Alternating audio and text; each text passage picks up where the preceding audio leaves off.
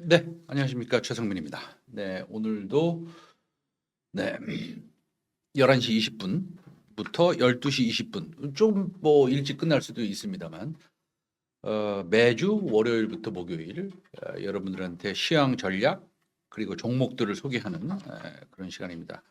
그리고 글로벌 센티멘트 내지는 매크로 전략, 소위 말해서 거시경제 지표들도 좀 분석을 하고 앞으로 우리가 어떤 좀 큰 방향을 잡아야 될지를 말씀을 드리는 그런 시간을 갖고 있습니다. 월요일부터 목요일까지 하고요. 그다음에 11시 20분에 유튜브를 통해서 방송하고 있습니다. 오늘 그 존경하는 박우신 대표님 채널에서 그다음에 방송을 보고 싶은 분들이 보고 계셨던 분들이 이제 제 채널을 동시가 아니라 이어서 방송을 지금 보고 계시고 있는 거죠. 여러분들 어, 우리 그 존경하는 박우신 대표님 채널을 보시고 나서 또 많은 지식과 정보와 해안을 얻으셨고 또 저를 통해서도 조금 더 비슷한 해안을 좀 얻고 가셨으면 하는 마음에서 제 채널을 또 계속 봐주시면 좋겠습니다. 그러고 또 질문도 해주시면 좋겠습니다. 예. 네, 제 채널도 좀 올려주시고요, 피디님. 예, 바로 시작하도록 하겠습니다. 예. 안녕하십니까, 최성민입니다. 예, 어떻게 지내셨어요? 잘 지내셨습니까? 저도 하루 잘 지내고 왔는데, 저는 그 아는 그 아는 형님이 마운자로가 하나가 있다고 그래서 그래서 요새 배가 좀 나와서 그냥 물론 이제 연속적으로 쭉 맞아야 되는 겁니다. 근데 이제 마운자로를 한 번 맞았더니 이제 더 이상 못 맞습니다. 딱 한 번 맞았습니다. 근데 맞았더니 조금 뭐라 그럴까요? 좀 약간 피곤이 몰려오는 듯합니다. 그래서 이 마운자로나 위고비나 여러 가지 부작용은 있습니다. 양약은 물론 뭐 한약도 마찬가지일 수 있겠지만 제가 뭐 양약을 폄훼하는 게 아니라 양약은 항상 부작용이 있습니다. 예를 들어서 이제 저도 나이가 있으니까 머리가 얇아지지 않는 그 프로페시아 같은 거를 이제 한 알씩 먹거든요. 근데 그거는 어떻게 개발이 됐냐면 그거는 원래 남자들 전립선 비대증에 먹는 약이었습니다. 근데 그걸 먹고 나니까 털이 나는 거예요. 그래서 그게 그 약이 그러면 이만큼 먹어야 되는 걸 조금만 먹자. 그래가지고 그거를 이제 발모제 뭐 탈모약으로 개발이 된 게 프로페시아입니다. 그런 거와 마찬가지로 GLP-1 소위 말해서 우리가 좀 잘 알고 있는 마운자로, 위고비, 오젬픽, 젬파운드 등 여러 가지 약들이 이제 주사로 일주일에 한 번씩 이제 살이 있는데 뭐 히프에 맞아도 되지만 저는 이제 배가 조금 나와서 배에 있는데 이제 한번 맞아봤습니다. 이런 것들이 이제 경구용 약으로 이제 내년 정도면은 이제 허가가 날 것으로 보고 있습니다. 그렇죠? 경구용 약이 뭐냐? 우리가 이 주사는 이제 침습적이라고 그럽니다. 그거를 인베이시브 하다고 그러고 비침습하다는 것은 논 인베이시브 하다고 그럽니다. 근데 그 바늘을 무서워하는 사람들이 많죠. 그러고 예를 들어서 혈당을 하루에 적어도 3번을 재야 된다면 당뇨병 환자들이 그 바늘로 피를 뽑아가지고 그거를 그 약국에 가서 파는 기계에다가 넣어가지고 체열기에다 넣어가지고 그거를 하는 것들이 굉장히 불편하긴 합니다. 그래서 이제 모든 것이 이제 편한 쪽으로 좀 가는 건데 오늘 또 재밌는 뉴스도 있었어요. 15년 만에 뭐가 있었습니까? 또 15년 만에 그 뭐더라? 뭐죠? 15년 만에 그 원격 의료가 대충 허가가 났다고 볼 수 있는 거죠. 비대면 진료라고 하고 원격 의료라고 하는데 이게 뭐 여러 가지 의사들의 뭐 반대도 좀 있었고 뭐 그 의사를 탓하는 건 아니지만 그래서 비대면 진료의 제도를 위한 의료법 개정안이 국회 본회의를 통과했다. 이런 얘기도 있습니다. 제가 지금 바이오에 대해서 얘기를 하고 있습니다. 그래가지고 이런 경구용 소위 그 GLP 비만 치료제들 이 비만 치료제들은 사실은 비만 치료제로 먹는 것이 맞는 것이 맞긴 합니다. 그게 틀리진 않습니다. 맞는데 이게 혈당을 낮추고 그다음에 혈관을 좋게 하고 심장을 좋게 하고 간 수치를 내리고 뭐 치매도 조금 좋아진다라는 얘기. 뭐 어쨌든 그런 얘기가 있어서 이게 거의 뭐 만병통치약에 가까운 그런 겁니다. 근데 제가 지금 말씀드리는 것은 좀 피곤하다라는 것은 이 부작용이 또 있습니다. 이게 피곤한 사람도 좀 있고요. 그다음에 약간 메스꺼운 사람도 있습니다. 전혀 그런 거를 못 느끼는 사람도 있습니다. 예. 부작용을 강조하는 건 아니고요. 제 개인적으로 좀 그렇다고요. 지금 피곤합니다. 예. 그래서 제가 말씀드린 종목 중에서 케어젠이라는 종목이 있습니다. 이게 이제 그 사실은 건강기능식품을 만드는 회사이고 3분기 실적은 매출은 조금 줄었지만 마진은 유지했습니다. 영업이익률은 제 기억으로는 55.7%, 57.7%인가? 뭐 어쨌든 50%를 크게 상회하는 마진을 유지하고 있고 어저께는 또 좋은 뉴스도 있었습니다. 예, 브라질에서 허가를 이제 받을 것이고 받았는지 그래가지고 700억 원 규모의 또 계약이 있었습니다. 그 사진도 제가 드렸는데 한번 띄워주시면 좋고요. 그런데 그 전날 보면은 지금 차트만 보도 알겠지만 여기서 이제 크게 하락을 했지 않습니까? 그 전날에 20 몇 퍼센트 올라갔고 이것은 이제 이 케어젠이 황반변성 그 약을 개발하는데 세계에서 유명한 발음이 릴리안가? 릴라이 릴리 그 회사는 아니고요. 그 회사는 헤드 투 헤드. 소위 말해서 위약과 케어젠과의 약을 임상하는 것이 아니라 지금 현존한 굉장히 좋은 약과 머리 대 머리 싸움으로 그걸 이제 헤드 투 헤드 임상으로 합니다. 그거를 이제 뭐 우리 좀 약간 시쳇말로 맞짱 떴습니다. 근데 이제 그거에 대한 결과가 한 달 정도 미뤄져 가지고 조금 약간의 변동성이 있었는데 어 지금 브라질과의 계약도 있고 인도의 계약도 있고 캐나다 뭐 이런 중국 이런 것들이 계속 나오고 앞으로 이 미국의 NDI 죄송합니다. NDI 그러니까 New Dietary Ingredient 새로운 음식물 성분을 소위 그 뭡니까 허가를 기다리고 있기 때문에 FDA에서 뭐 좋은 기대를 하고 있습니다. 어쨌든 간에 내년에 이런 경구용 비만 치료제가 나오면 사실은 또 섹터의 움직임이 좀 달라질 겁니다. 왜냐하면 그것은 접근성이 굉장히 좋아지는 것이기 때문입니다.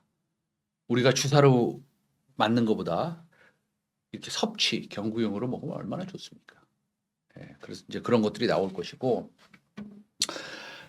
또 비대면 진료의 제도화가 됐다라는 것은 이제 코로나19 시기부터 약 그 6년 가까이 시범 사업으로 운영 중이었고 비대면 진료의 그 안정적인 제공을 위해서 제도화 필요성이 꾸준히 이제 제기되고 있었습니다. 2010년에 18대 국회에서 처음으로 비대면 진료 제도화를 위해서 의료법 개정안이 제출된 이후에 지금이 한 15년이 흘렀습니다. 이제 이렇게 됐고 그러면은 이렇게 되면 어떻게 되느냐? 이렇게 되면 어떻게 될까요? 여러분들 혹시 집에 웬만한 분들은 다 가지고 계시겠지만 그 체온기 있으십니까? 귀에다 이렇게 넣거나 아니면 비접촉으로 재는 체온기. 있는 분들도 있고 없는 분들도 있는데 애들을 키우는 분들은 다 있겠죠. 그렇죠? 그래서 있으실 텐데 아마도 있으실 텐데 이런 의료기기들의 수요가 굉장히 늘어나게 됩니다. 왜냐하면 의료기기와 앱을 연결해서 이 비대면 진료라는 것은 데이터를 쌓아놓고 은행과의 은행이래. 왜 제가 은행이라고 그랬죠? 병원과의 연결을 통해서 그 데이터를 보고 의사들이 진료하는데 편의성과 정확성을 제공하는 그런 AI 의료기기 내지는 조금 더 폭을 넓혀서 디지털 의료기기의 확산이 예상이 되는 것이고 AI 의료기기라는 것은 편리성을 제공하는 겁니다. 그렇죠?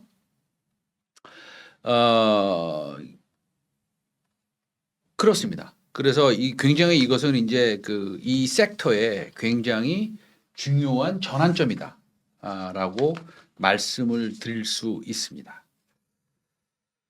한번 생각해 보십시오. 지금 그 시어스 테크놀로지에서 하고 있는 시어스 테크놀로지 한번 볼까요? 뭐 이거 제가 추천하는 거 아닙니다. 예, 방송에서 추천 안 하고요.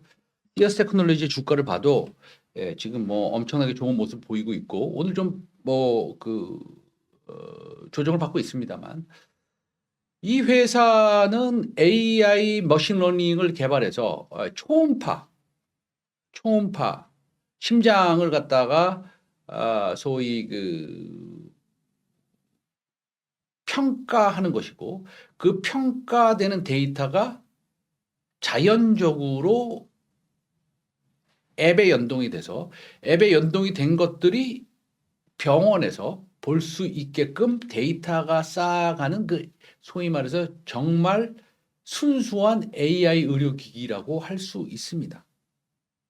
그래서 저는 오늘 AI 의료기기 내지는 AI 의료에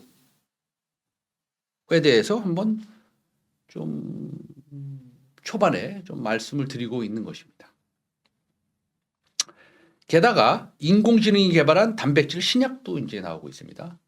그거 이제 기사 한번 보여주시면, 기사를 한번 보여주시면 인공지능이 개발한 단백질 신약의 기사를 보여주시면 물론 여러분들이 이미 알고 있는 것이지만 지금 인공지능이 개발한 단백질 신약이 최초로 임상 3상에 진입했다라는 것은 드디어 우리가 뉴스에서만 보든 미디어에서만 보든 인터넷 미디어에서만 보든 이런 상황들이 실제적으로 우리 생활에 완전히 직접적으로 연관이 생긴다라는 것입니다. 그래서 기사를 한번 제가 보내드린 거를 한번 사진을 보시면서 한번 보겠습니다. 인공지능이 개발한 단백질 신약. 그래서 저는 오늘 지금 무엇을 얘기하고 있냐면 코스닥에 관련된 회사 중에서 의료 소프트웨어, 의료 기기 아니면은 순수 바이오 이런 것들이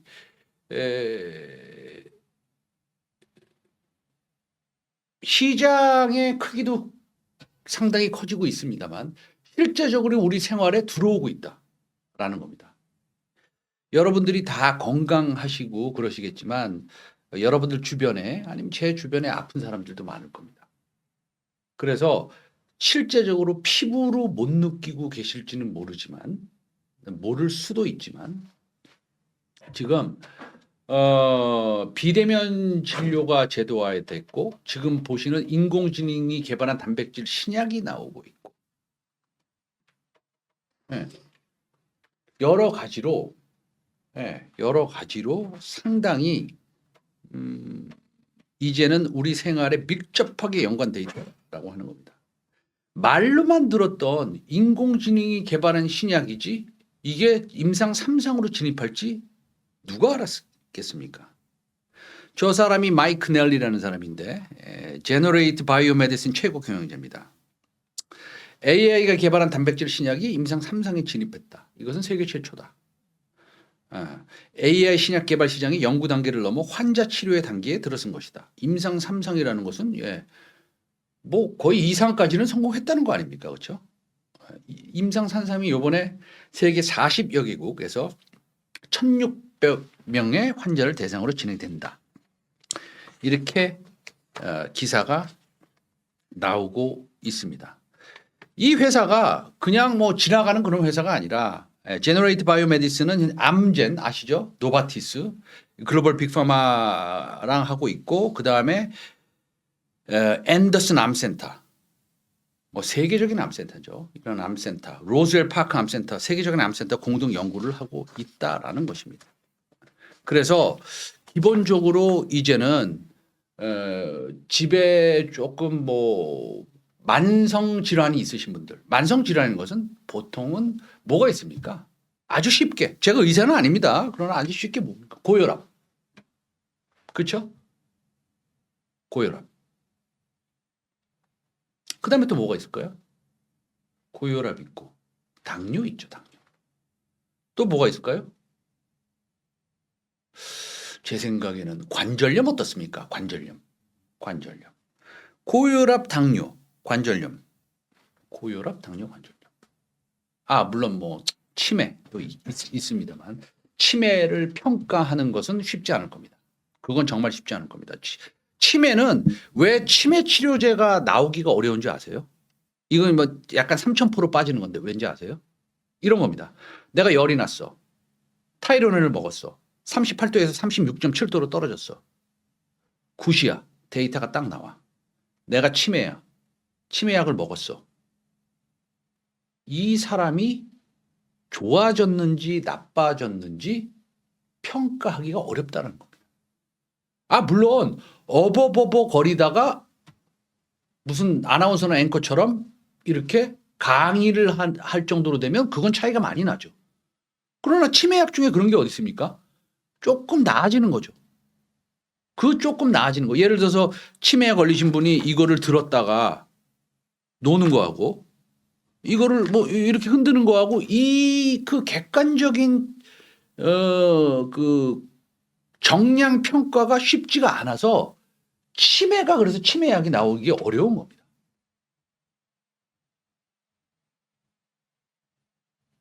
뇌에 있는 무슨 뭐 어떤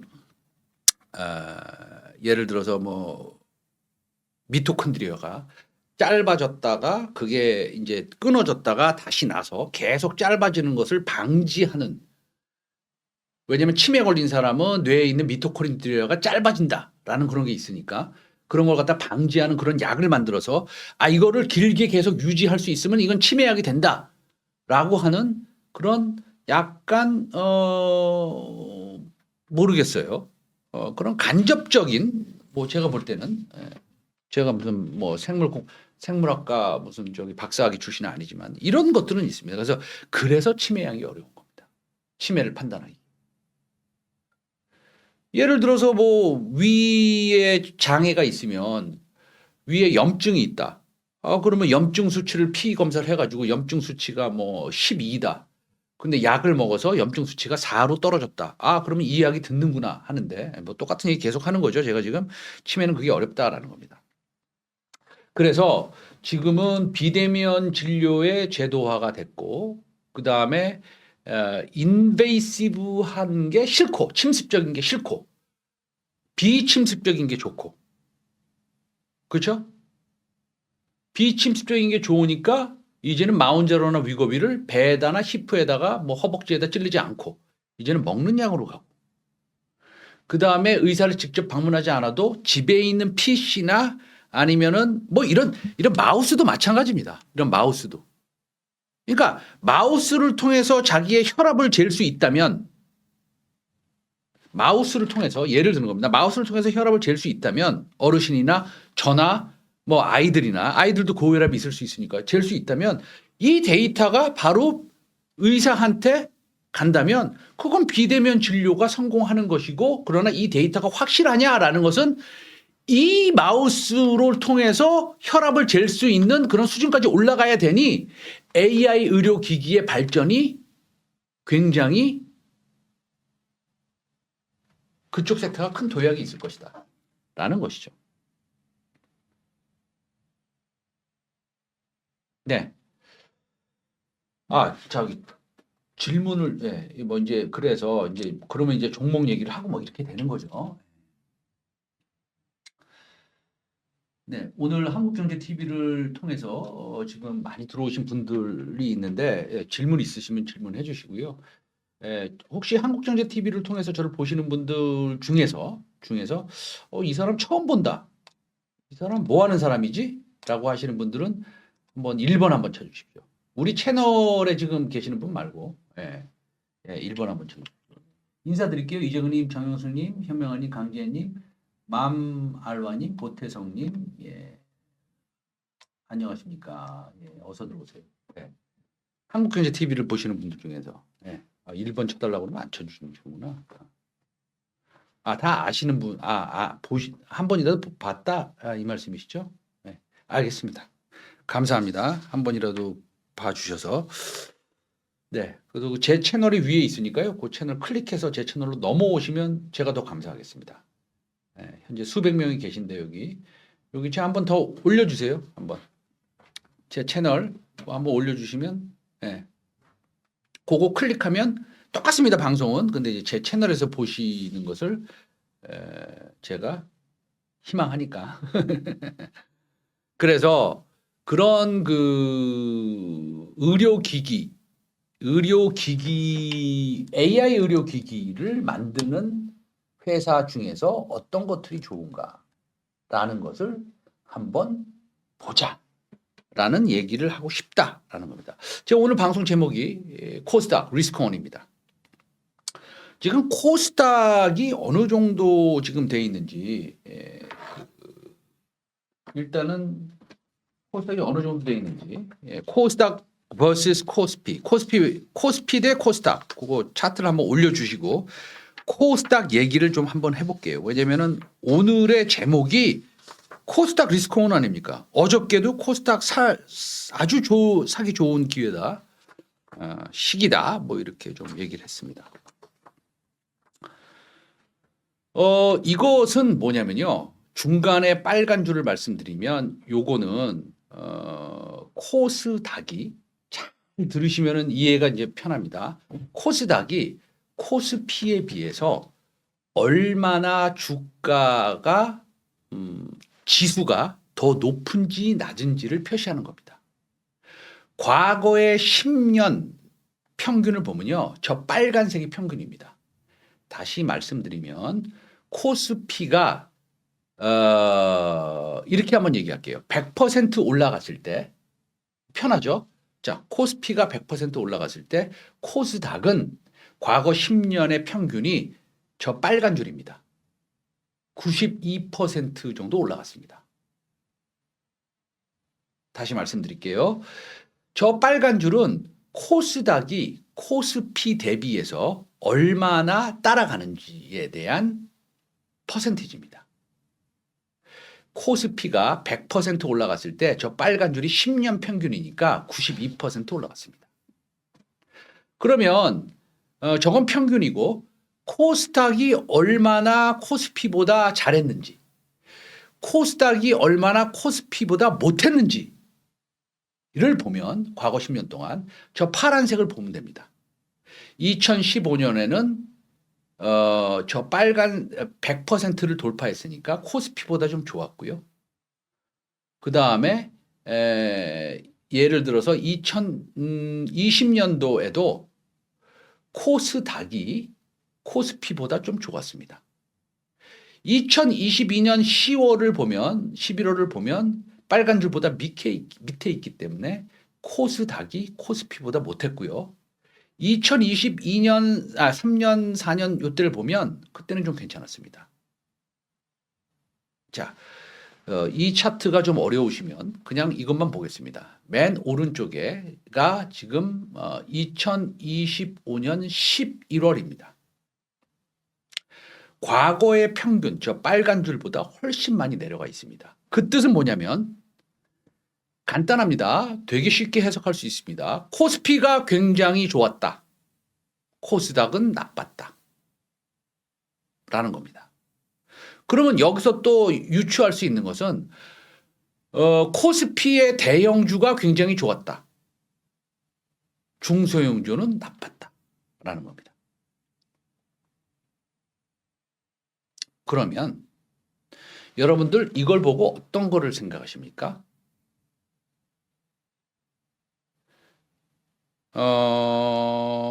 그러면 정의를 하나 보겠습니다. 정의. 지금 찾아주세요. 우리 PD님이.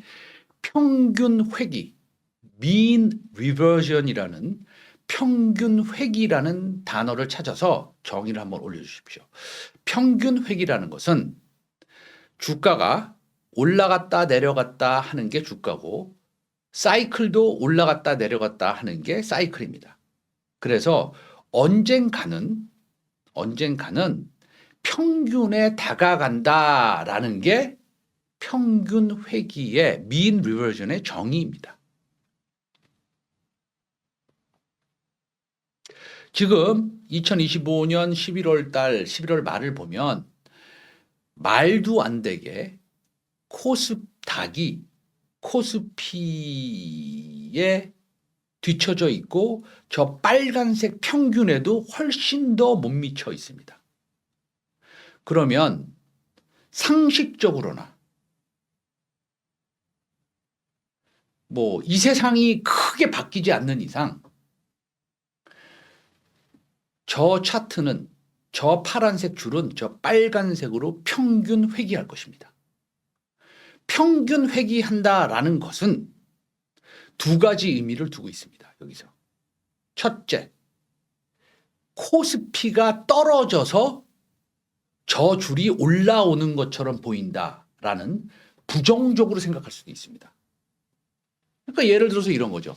코스닥이 예를 드는 겁니다. 그냥 여기서부터 들으십시오. 코스닥이 얼마나 떨어졌어? 코스닥 50% 떨어졌어요. 근데 코스피도 50% 떨어지면 저 빨간 줄에 닿는 겁니다. 저 파란색이. 그런데 만약에 코스피가 지금의 상태로 어느 정도 유지한다고 가정을 한다면 저 코스닥은 저 빨간 줄에 평균 회귀해야 될 것입니다. mean reversion이 일어나야 될 것입니다. 이거는 하나의 통계를 얘기하는 것이지 100% 저렇게 될 수 있다라고 얘기하는 것은 아니지만 지금 12월 달에 우리가 지금 기대하는 것이 뭡니까? 정부에서 발표해야 되는 무엇입니까? 코스닥 부양책입니다. 12월 초에 발표한다고 그랬다가 12월 중순까지 밀렸고 12월 달에는 무조건 100% 발표한다라는 얘기가 나와 있습니다.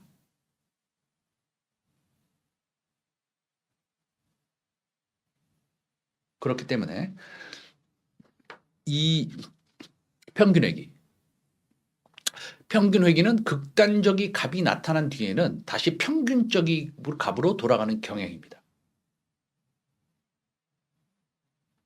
그래서 지금 제가 잠깐 이 노트북을 보다가 앞에 있는 화면을 보다가 지금 어떤 분이 환경 쪽 채널로 저를 보시면서 코스닥 레버리지 몰빵 들어갑니다. 이렇게 얘기를 했는데 몰빵을 이미 치신 다음에 들어간다고 얘기하는 건지 정말로 지금 들어가는 건지 우리가 그 계좌를 까볼 수는 없지만 지금 화면에 보이고 있는 제가 코덱스에서 나온 사람 아닙니다. HTS 한번 켜주시면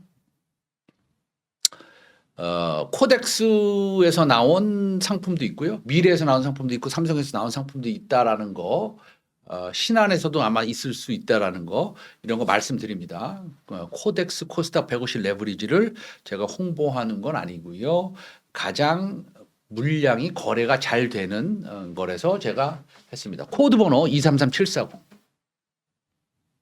그래서 저는 저한테 유료로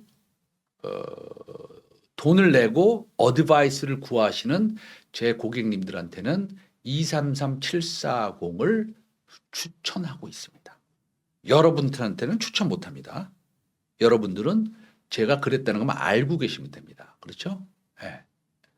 저는 그렇게 생각을 합니다. 그래서 다시 평균 회기를 말씀드리면, 예, 제 채널 좀 오세요. 신영 미수 몰빵님. 제 채널로 좀 오시고 좀 옮겨주세요. 옮겨주시고, 그 다음에 질문도 좀 해주시고. 예. 제 채널은 여기 있습니다. 요거 위에 거 바로 신영 미수 몰빵님이 원래 신영 미수 몰빵 하시는 분이구나. 원래가. 음. 네. 자. 그렇습니다. 그래서 이제 그렇게 생각한다는 거고, 평균 회귀가 된다. 극단적이 나타난 뒤에는 다시 평균적인 값으로 돌아가는 경향이 있다가 언제 돌아가느냐? 그건 모르죠. 근데 100% 여태까지 그런 모습을 보이고 있습니다. 예. 그러면은 어떤 측면에서 또 이런 그 유동성이 좋아지느냐라는 것을 또 우리가 좀 알아야 되지 않겠습니까? 원래 좀 유동성이 좋아야 되지 않나요? 코스닥은 개인들도 많이 사야 되고 유동성에 대한 얘기가 좀 많이 나오고 그래야 되지 않겠습니까? 예, 우리가 무슨 뭐 어떤 소문이나 무슨 뭐 친구가 와가지고 야 이런 정보가 있대 너만 사야 돼 뭐 이런 것도 아니고 우리가 이제 아주 정식적인 투자 그 다음에 아주 그 뭐라 그럴까요? 올바른 투자를 하기 위해서 지금 공부를 하고 있는 겁니다.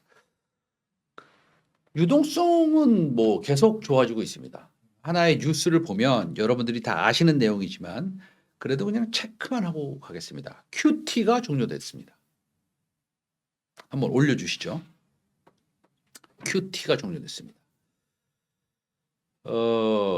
Federal Reserve Issues FOMC Statement라고 쓴 그거를 올려주시면 연방준비위원회가 FOMC 뭐 스테이트먼트 발언 공지 이런 걸 띄웠죠.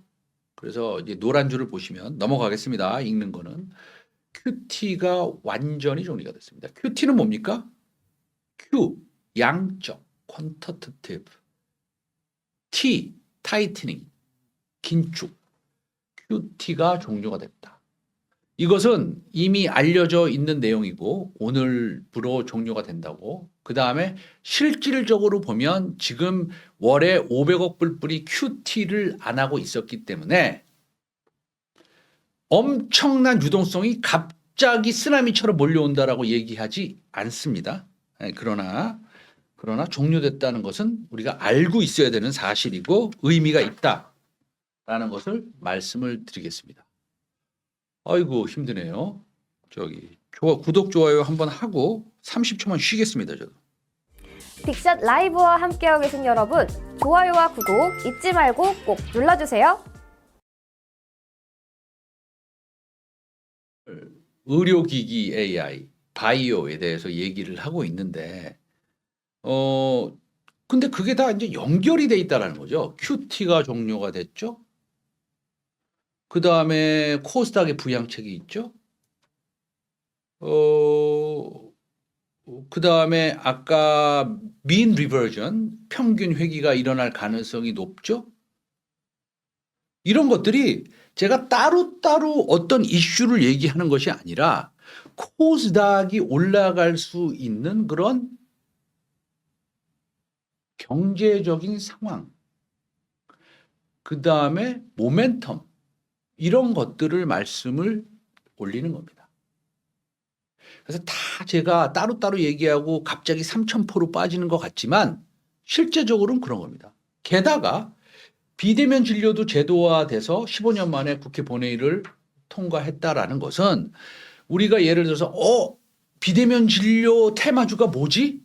이거 사서 내가 오늘 단타 쳐서 14% 먹었어. 나는 잘했어. 오늘 가가지고 툭불 등심 한번 사 먹을 거야. 라는 투자를 제가 무시하는 것이 아니라 이런 상황들을 가지고 우리가 얼마나 크게 큰 돈을 먹을 수 있느냐. 예를 들어서 여러분들이 뭐 한 3천만 원을 투자하세요. 큰 돈이죠. 3천만 원.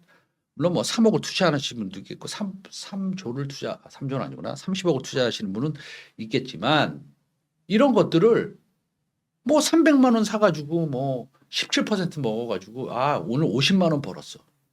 나는 정말 주식을 잘하는 애야. 이런 것보다도 안정적인 투자, 수익률을 극대화할 수 있는 이런 것들을 우리가 좀 배워보자라는 겁니다. 네. 질문 있으시면 질문 받겠습니다. 질문 있으면 질문을 받겠습니다. 네.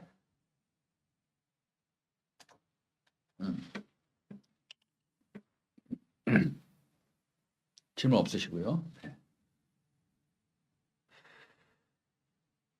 자, 그 다음에 그러면 이제 금리 인하할 수 있는 가능성은 패드워치에서 패드워치에서 금리 인하 가능성 혹시 우리 PD님이 그 그래프 해가지고 여기다 띄워줄 수 있으면 예, 뭐 천천히 띄워주시고요. 그 89.7%인가 아침에 그렇게 봤습니다. 그러면 여러 가지가 이제 다 맞아 떨어지는 건데 잠시만요. 그거를 보고 잠깐만. 아, 여기 있다. 그리고 하나만 더 얘기할게요. 다 연관된 얘기를 하는 겁니다. 미 연준이 스테이블 코인 1대1 달러 지급 준비금 의무화를 결정을 했습니다. 그러면 이 지니어스법에 따라서 스테이블 코인 발행사가 1대1 달러 지급 준비금을 의무화해야 되는데 이거는 뭐 너무나 당연한 거고 여러분들이 이미 아시는 거지 않습니까? 예, 그런데 여기서 루나 사태처럼 알고리즘에 의한 스테이블 코인 이런 것들은 이제 거의 불가능하다고 저는 봅니다. 예, 그래서 이제는 1대1로 준비를 해야 된다라는 겁니다. 또 갑자기 바이오 얘기하다가 코스닥 얘기하다가 스테이블 코인 1대1은 왜 얘기해? 제가 말씀드렸죠. 모든 것이 연관될 수 있다고. 스테이블 코인 1대1 준비가 왜 중요하냐면 스테이블 코인은 이제 제가 1조 원어치의 스테이블 코인을 발행하게 되면 뭐 아시는 분은 다 아시겠지만 그거를 달러로 가지고 있어야 됩니다. 첫째, 1조 원을 달러로 은행에 입금할 수 있습니다. 그렇죠? 그건 정말 현금이에요. 근데 저는 바보가 아닙니다. 그래서 제가 스테이블 코인을 발행하면 그걸 하지 않습니다. 이자를 조금 더 주는 달러와 굉장히 유사한 거의 문제가 없는 미국 국채를 삽니다. 그래서 그걸로 정부 당국에 얘기를 합니다. 저는 미국 국채를 샀어요. 이거 달러로 취급해 주실 거죠? 그럼 당연하지. 이렇게 얘기합니다. 그러면서 스테이블 코인이 발행 규모가 커지고 그 다음에 결제의 편의성이 향상되고 하면서 스테이블 코인은 굉장히 커집니다. 그러면서 들어오는 돈은 많아집니다. 그래서 돈이 여기 있습니다. 이게 달러야. 이거 어떻게 해야 돼요? 은행에 넣습니까? 국채를 삽니다. 다른 나라 국채 사냐고요? 아니요. 미국 국채 삽니다. 미국 국채 사면 어떻게 됩니까? 국채를 사면 막 어떻게 돼요? 국채 금리가 내려갑니다. 그러면 유동성이 좋아집니다. 이자가 떨어집니다. 무슨 말씀인지 아시죠? 그러면 어떻게 됩니까? 중소형주에 볕들 날이 옵니다. 중소형주가 볕들 날이 오면 어떻게 됩니까? 이런 유동성 때문에 코스닥이 갈 수뿐이 없습니다. 근데 우리나라 코스닥은 뭐로 이루어졌습니까? 로보틱스, 2차 전지, 바이오. 이 세 섹터 내에서 여러분들이 고르시면 됩니다. 저는 바이오 의료기기 쪽을 고르는 거고요. 뭐 다 고를 수도 있죠. 제가 욕 안 먹기 위해서. 그 얘기도 했잖아요. 제가 저번에. 네, 그럴 수도 있고요. 의료기기 쪽, 바이오 쪽을 고르는 겁니다. 여러분들은 로보틱스, 휴머노이드 로보틱스를 고르시면 됩니다. 여러분들은. 네. 사람들의 생각이 틀리니까. 2차 전지는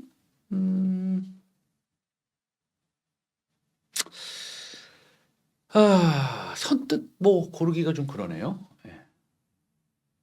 네.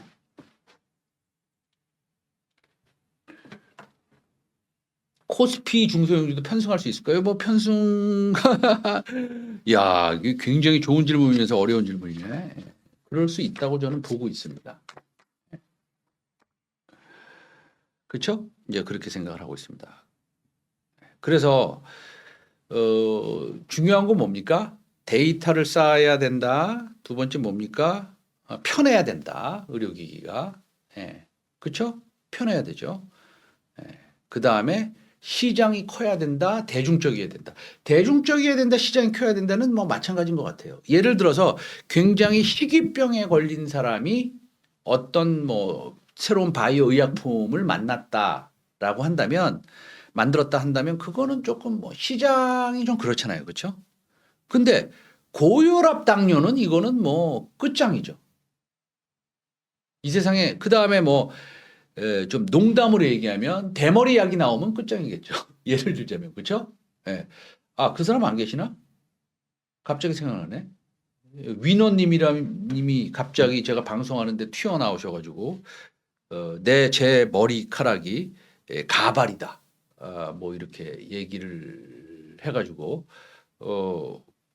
가발 아닌데요. 제 머리인데요라고 했는데 그분 어디 가셨나? 제가 그분 찾을 겁니다. 자, 그래서 이제 그런 거고 어저께 예, 그렇습니다. 그래서 이제 우리의 상황을 한번 정리를 한번 해보고 예, 정리를 한번 해보고 예. 네, 어떻게 이게 가발이죠? 예. 이거 지금 머리 이거 좀 조심해야 됩니다. 예. 자, 예. 예. 우리가 어떤 상황이냐면 그 상황을 이제 몇 개만 이제 정리를 할게요. 네, 정리를 하겠습니다. 여기서 너무너무 당연한 것도 좀 있으니까요. 너무 하지 마시고요. 예. 트럼프 대통령이 주식시장을 사상 최고 수준으로 유지하겠다고 말하고 있고 그 다음에 내년에 새로운 연준 의장을 자기 오른팔을 뽑겠다고 얘기하고 있습니다. 그거에 대해서 너무 잘 아시죠? 예. 두 번째,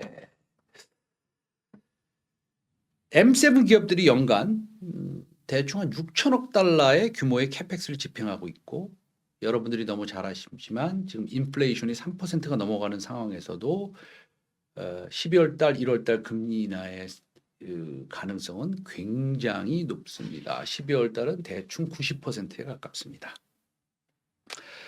글로벌 AI 인프라 투자가 연간 1조 달러 수준에 이르고 있고 연준의 양적 긴축의 종료가 오늘부로 끝났습니다.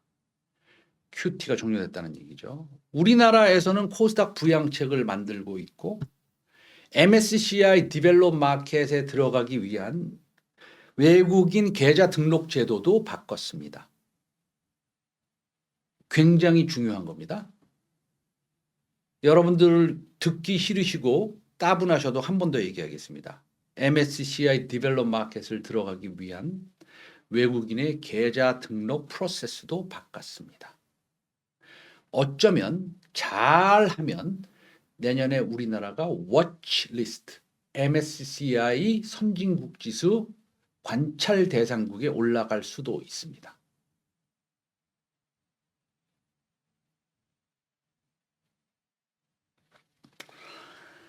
트럼프가 소득세를 완전히 폐지하겠다는 얘기도 있고 그다음에 2,000달러의 현금을 지급한다라는 이런 얘기도 있습니다. 우리나라의 먹을거리인 레가시 반도체 가격도 한번 오래간만에 보여주시고요. 예. 레가시 반도체의 가격도 천정부지로 올라가고 있기 때문에 HBM3E가 되고 4가 어떻게 되고 SOCAMM2가 어떻게 되고 뭐가 어떻게 되고 라는 거를 다 떠나서 내년 내후년까지의 반도체 실적은 우리가 생각하는 만큼 성장을 안 해서 주가가 지지부진할 수는 있지만 전체적인 경제 상황은 훨씬 더 좋아질 겁니다. 그래서 다른 종목들이 오히려 이제는 삼성전자와 SK하이닉스를 아웃퍼폼할 수 있는 적어도 몇 개월은 그럴 수도 있는 상황입니다.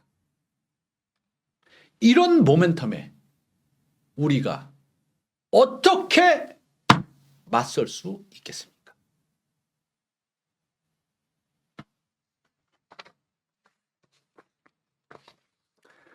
제가 말씀드린 모든 것들은 연관이 있고 중요한 얘기입니다. 그래서 코스닥의 차트를 다시 한번 코스피 대 코스닥 차트를 다시 한번 보여드리고 한두 마디 하고 이제 끝내도록 하겠습니다. 민 리버전 평균 회귀도 보여주셔야죠. 코스닥은 평균 회귀할 것입니다.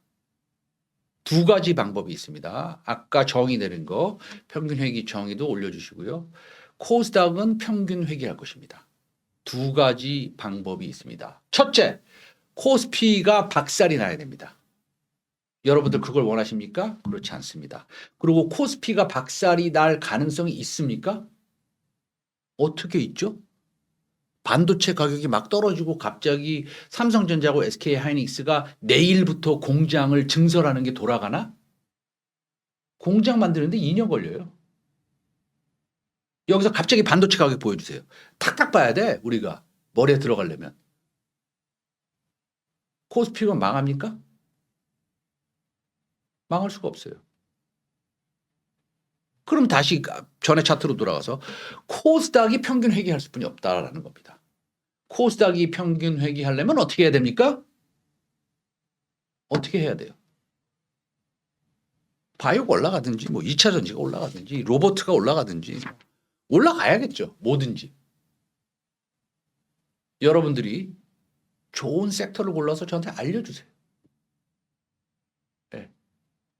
저는 바이오 의료기기 쪽이 좀 올라갈 것으로 보고 있고 로보트도 좋다고 보고 있습니다. 2차 전지 좋다고 보냐? 제가 틀릴 수 있어요. 예, 제가 뭐 신이 아니게 틀릴 수 있는데 저는 별로 좋지 않게 봅니다. 근데 이런 건 있습니다. 코스닥이 이렇게 막 3% 내일 올라가. 예를 드는 거예요. 내일 올라갔다고 쳐. 2차 전지도 올라가겠죠. 뭐. 예.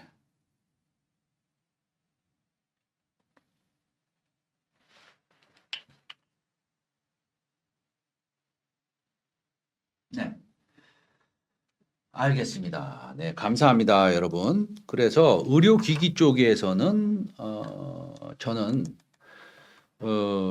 매수 매도의 추천도 아니고 예, 아무것도 아닙니다. 그러나 몇 가지를 보고 있는데 그 중에 하나 말씀드린 것은 어저께 이제 동훈 아나텍입니다. 동훈 아나텍의 디셀 라이프 좀 보여주세요.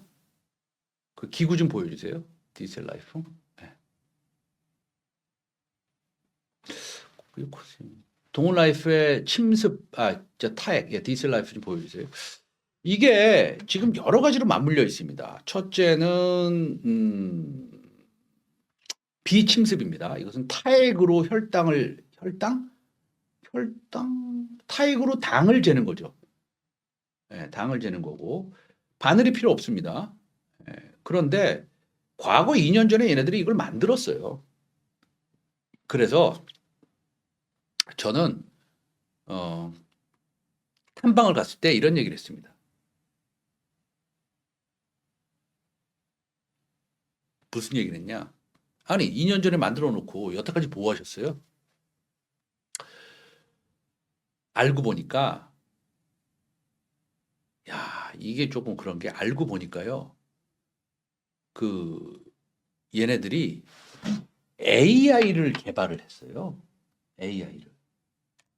그게 무슨 뜻이냐면 이 시어스 테크놀로지처럼요. 시어스 테크놀로지랑 같이 국책 사업을 했는데요. 얘네들도요. 얘네들도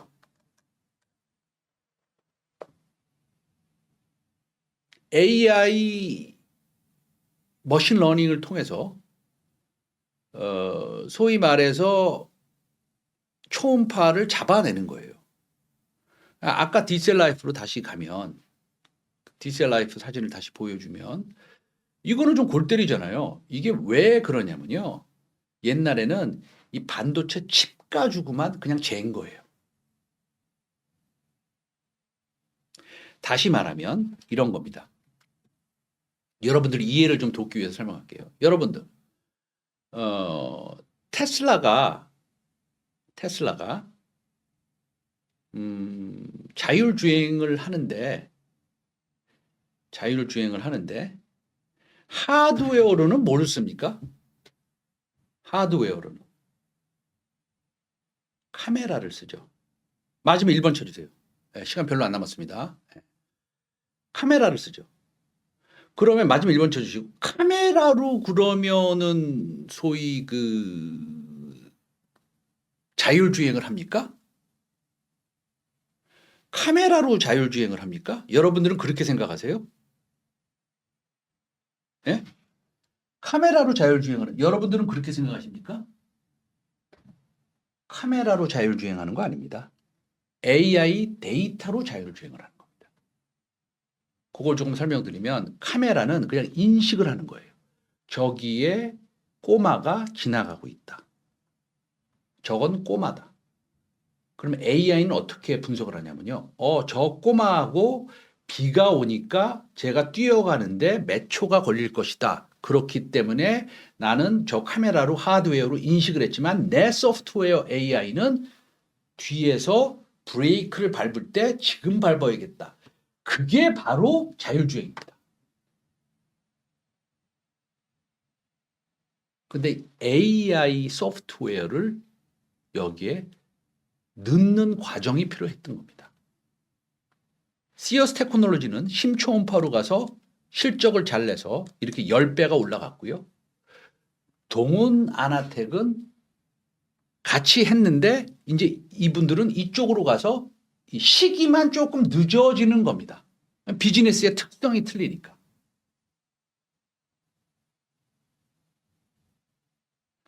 더 이상 얘기 안 하겠습니다. 어저께 방송 보시고요.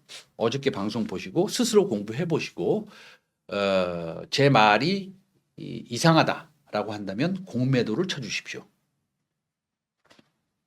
예, 아니 공매도도 개인이 칠 수 있는 거 아닙니까? 제 말이 이상하다라면 공매도 치시면 됩니다. 오늘 여기까지 하도록 하겠습니다.